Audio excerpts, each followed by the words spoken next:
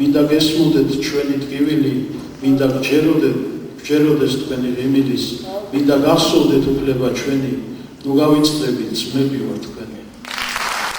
3 დეკემბერს მსოფლიო შეზღუდული შესაძლებლობების მქონე პირთა უფლებების დაცვის საერთაშორისო დღეს აღნიშნავს.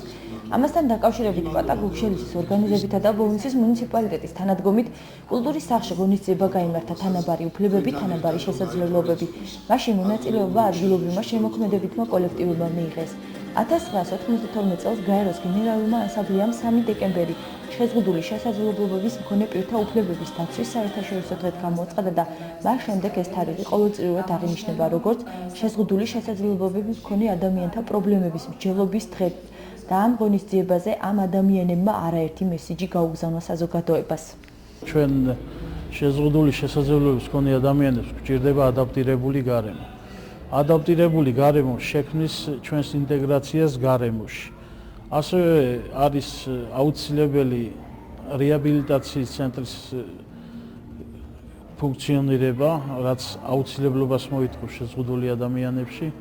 ეს არის სწავლა-განათლების საკითხი, ასევე არის დასაქმების საკითხი, სპორტული აქტივობა და მთელი რიგი პრობლემები განვიხილე მთავრობასთან, დიდ მხარდაჭერას მეძინას არ მეტყველებენ და კონვენციით გათვალისწინებული, რომლის ვალდებულებაც აიღო ჩვენ სახელმწიფომ და ადგილობრივი თვითმმართველობის ორგანოებმაც უნდა გაატარონ ეს კონვენციით არსებული მუხლები ცხოვრებაში და დაიცვან ჩვენი უფლებები.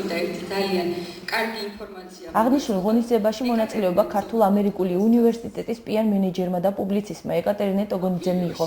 მან მისი პირველი წიგნი 100 ქნონი სწორედ ამ ადამიანებს მიუძღვნა და დღეს აღნიშნული წიგნის შეძენა ადგილზეც შესაძლებელი იყო, ხოლო თანხა მთლიანად შეზღუდული შესაძლებლობების მქონე პირებს და მათ დასახმარებელ პროექტებს მოხმარდება. ჩემთვის მნიშვნელოვანია ასეთ ღონისძიებებში მონაწილეობა, როდესაც საზოგადოება არის ინკლუზიური და მიმაჩნია, რომ ნებისმიერი ღონისძიება საქართველოში უნდა იყოს ასეთი. ანუ უნდა ვიყოთ ყველანი ერთად წარმოდგენილები. მე ჩემი პირველი რომანი ასინქრონი მიუძღვენი შეზღუდული შესაძლებლობის მქონე ადამიანებს და ჩემი ჰონორარით ყოველთვის ვცდილობ, რომ ჩავერთო პროექტებში, რომლებიც მათ მხარდასაჭერად იმართება. დღესაც აქ არის ამ წიგნის შეძენის საშუალება. საზოგადოების ერთ-ერთი მაგალითია. ღონისძიებას ადგილობრივი ხელისუფლების წარმომადგენლებიც ესწრებოდნენ და განაცხადეს, რომ მსგავსი ღონისძიებები ხშირად უნდა გაიმართოს, რათა ამ ადამიანებმა თავი მიტოვებულად არ იგრძნონ. რაც უფრო ხშირად ჩატარდება, უფრო კარგი იქნება და უკეთესი იქნება, როგორც ჩვენთვის, ისე მათთვისაც, რახან იმ ხალხმა არ იგრძნონ თავი შეზღუდულად და თავი მიიღონ ისე, როგორც ჩვეულებრივმა ადამიანმა. გაზაფხულისთვის ალბათ ყველანაირად ვეცდებით, რომ სადაც საჭიროა მათთვის პანდუსების გაკეთება, ყველგან მოვაწყოთ.